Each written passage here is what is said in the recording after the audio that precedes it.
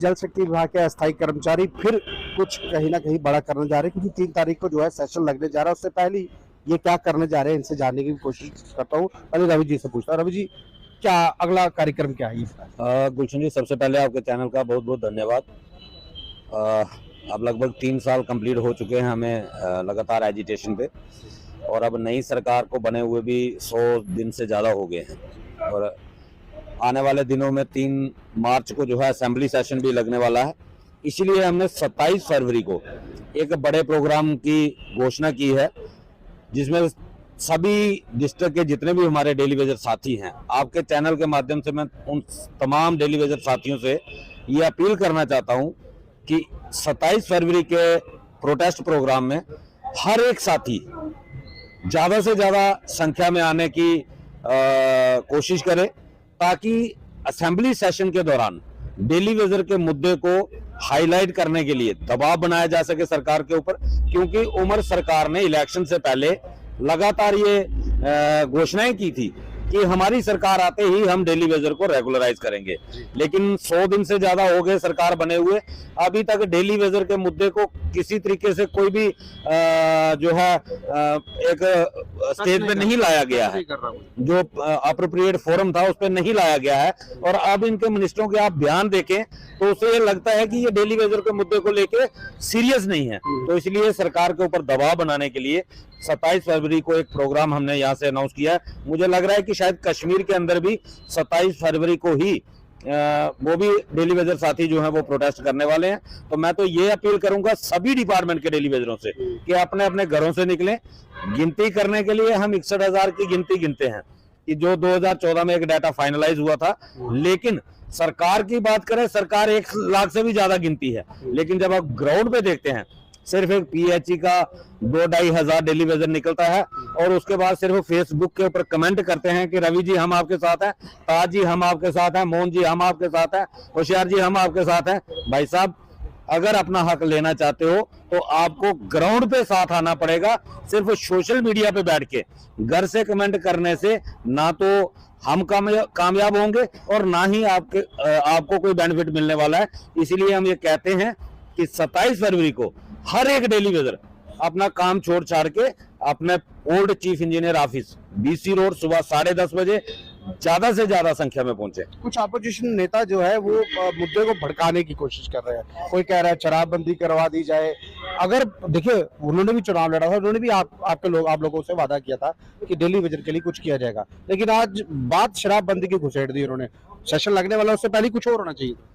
गुलशन जी, नशाखोरी बिल्कुल बंद होनी चाहिए। इसमें हम ये कहते हैं, हम भी कहते हैं कि नशा टोटली जम्मू कश्मीर से बंद होना चाहिए। लेकिन मैं सभी जितने भी हमारे इस वक्त 89 एमएलएज हैं, 90 थे, राणा साहब की डेथ हो गई जिस वजह से 89 एमएलएज हैं हमारे जम्मू कश्मीर के अंदर, और सबने डेली वेजर का वोट लिया है। किसी को 10% मिला होगा, किसी को 2% मिला होगा, लेकिन हर एक एमएलए को जिताने के लिए डेली वेजर की कहीं ना कहीं कंट्रीब्यूशन रही है।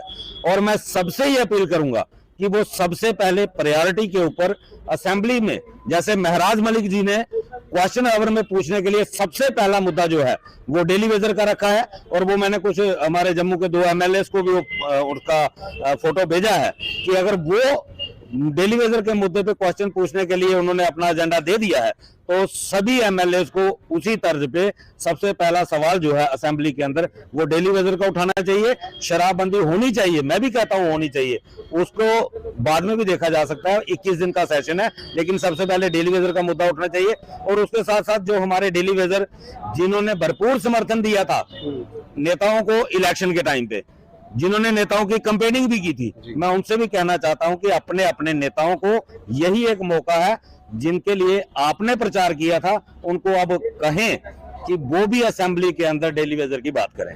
ताजी, असेंबली का सेशन लगने से पहले देखिए, आपका यहाँ बैठना 27 तारीख को कहीं ना कहीं यहाँ से एक हुंकार भरी जाएगी सरकार के खिलाफ। ऐसा तो नहीं होगा यहाँ से बाहर जाएंगे या कुछ माहौल?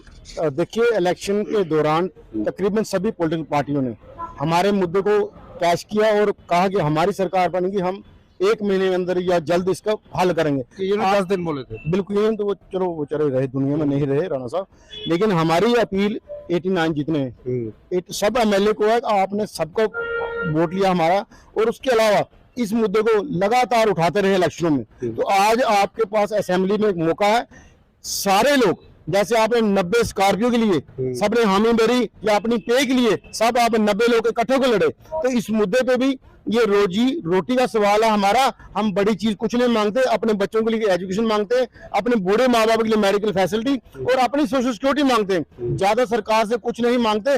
जो रेगुलर एम्प्लॉय हमारे साथ काम कर रहा है तमाम वो बेनिफिट हमको दिए हैं। SRO 64 के तहत जितने बेनिफिट है वो दिए जाए और हम लोग कोई बड़ी चीज नहीं मांग रहे। आज 22 जून 2022 से लगातार सरकार का हम काम भी कर रहे हैं और सरकार का विरोध भी कर रहे हैं इसी मुद्दे पे कि हम 94 से लेके आज तो लगातार दर हो रहे हैं। हमारे कई साथी इस दुनिया छोड़ के चले गए, कई साथी 60 साल को घर चले गए। तो सरकार ये सारी चीजें जानती है, उमर साहब भी जानते हैं, लीडर अपोजिशन सुनील शर्मा भी ये जानते हैं और तमाम MLA ये चीज जानते हैं और इस मसले को इस सेशन में हल करवाया जाए। हमारी अपील रही। कुछ डेपुटेशन जो थे वो जम्मू पहुंचे थे, उन्होंने पत्रकारिता वार्ता भी की, उसके बाद एम्प्लॉयज के लिए बोला, डेली वेजेस के लिए बात की। उन्होंने कहा अगर हमारा कुछ होता है तो आपका भी कुछ होना चाहिए। और वो जाके सेक्रेटरीट में अलग अलग डिपार्टमेंट के जो नेता कर रहे हैं उनसे मिलके भी आए। क्या लग रहा है कुछ हो पाएगा? देखिए, हमारी तमाम डेली बेसिस अपील है, चाहे वो कश्मीर संभाग के हैं, चाहे जम्मू के, चाहे किसी डिपार्टमेंट के। अपनी लड़ाई आप खुद लड़िए,